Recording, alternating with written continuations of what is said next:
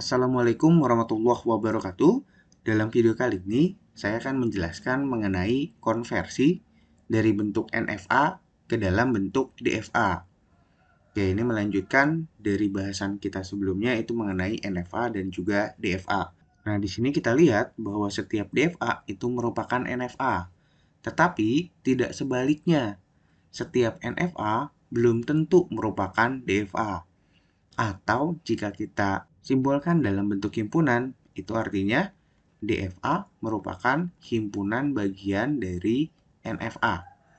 Artinya DFA merupakan NFA, tapi belum tentu sebaliknya. NFA belum tentu merupakan DFA.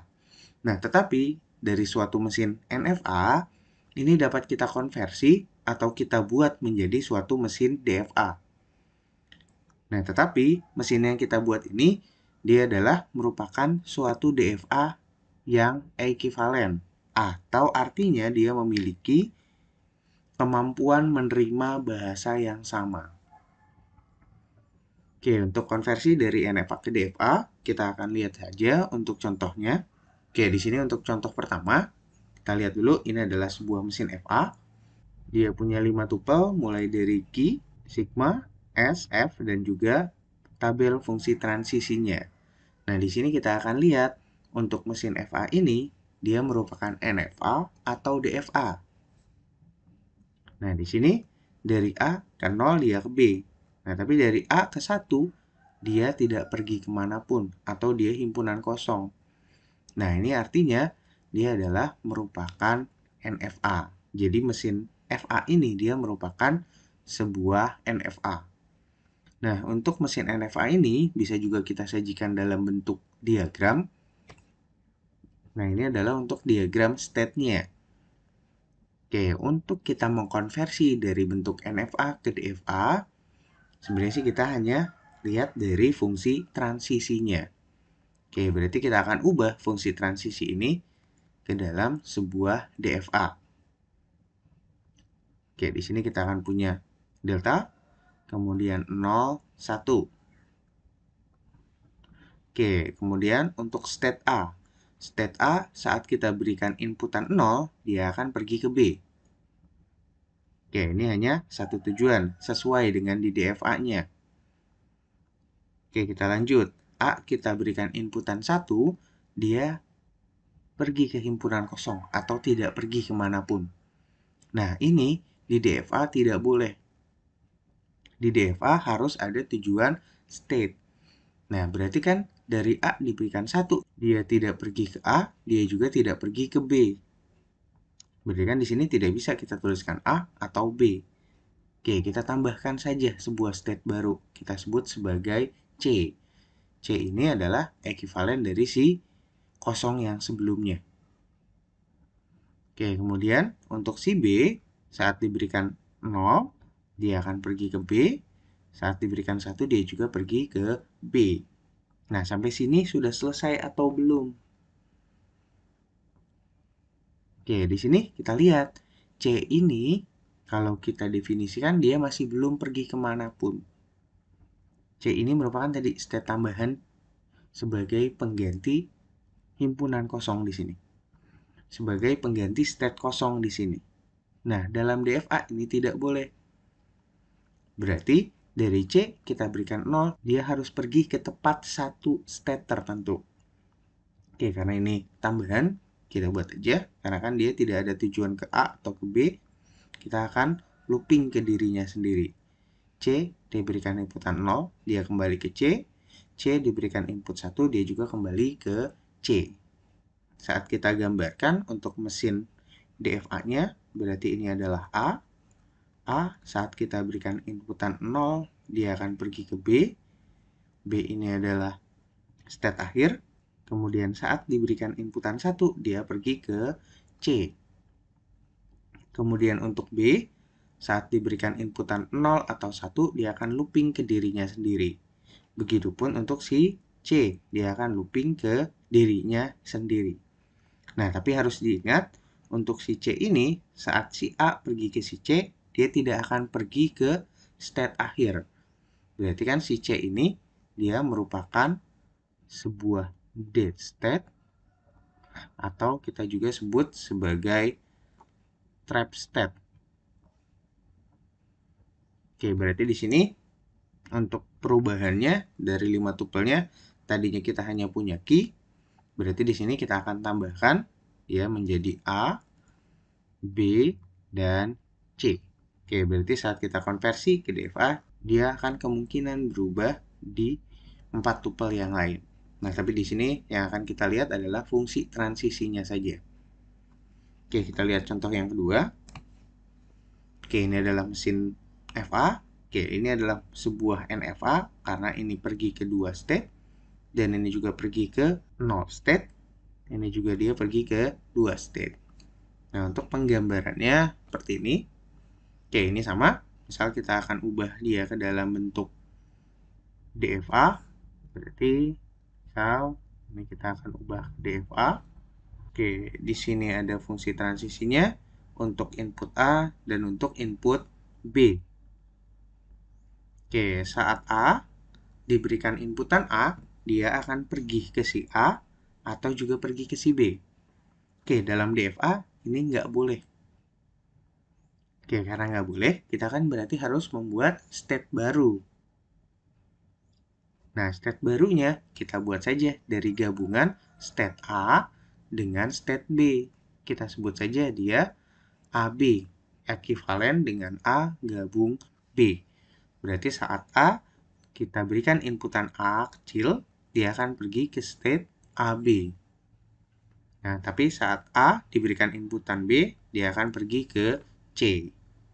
Oke, nah di sini kemudian selanjutnya untuk B, saat kita berikan inputan A, dia akan pergi ke A, ini nggak masalah. B diberikan B, dia juga akan pergi ke B. Oke, kemudian saat C. Nah, C, saat dia diberikan A, tidak pergi ke state manapun. Nah, berarti sama. Berarti kita akan tambahkan state baru. Dia kan tidak pergi ke A, tidak pergi ke B, tidak pergi ke C. Kita tambahkan saja untuk state D. Nah, C saat kita berikan inputan B kecil, dia akan pergi ke A atau B. Berarti kan tadi gabungan yang tadi, dia akan pergi ke A, B. Ini masih belum selesai, karena kan kita harus mendefinisikan si AB dan juga si D-nya. Oke, kita definisikan dulu untuk A, B-nya. Oke, AB itu kan adalah gabungan antara A dan B.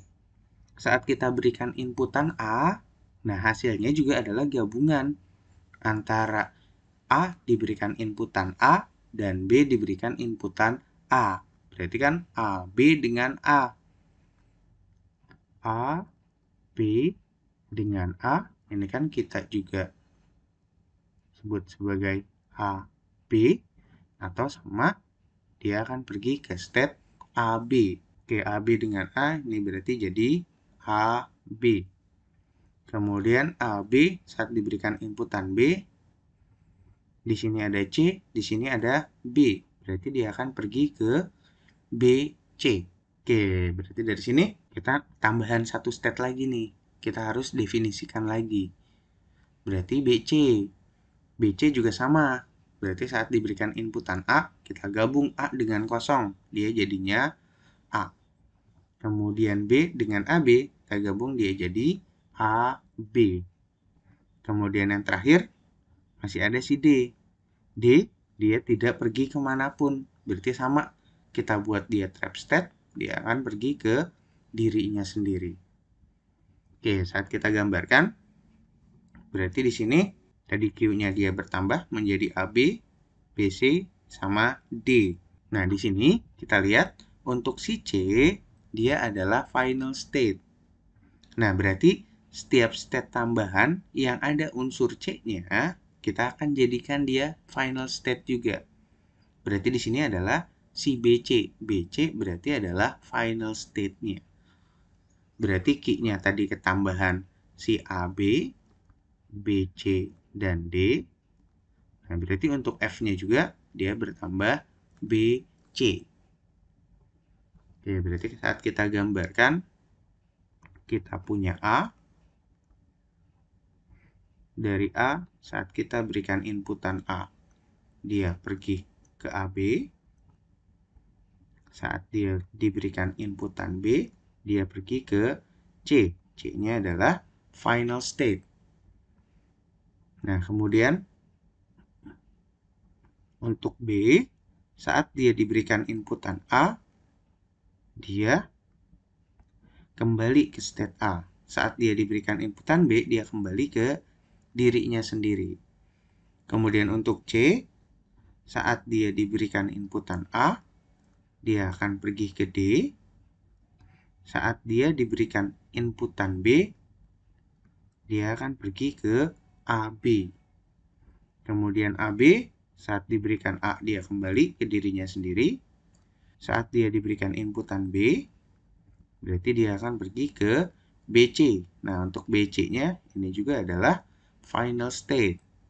BC, dia saat diberikan inputan A, dia kembali ke A. Saat dia diberikan inputan B, dia kembali juga ke AB. Kemudian dari D, ini akan looping ke dirinya sendiri. Oke, jadi untuk proses konversinya, kita sebenarnya hanya melihat dari fungsi transisinya. Kemudian tinggal kita melihat perubahan dari 4 tuple yang lainnya.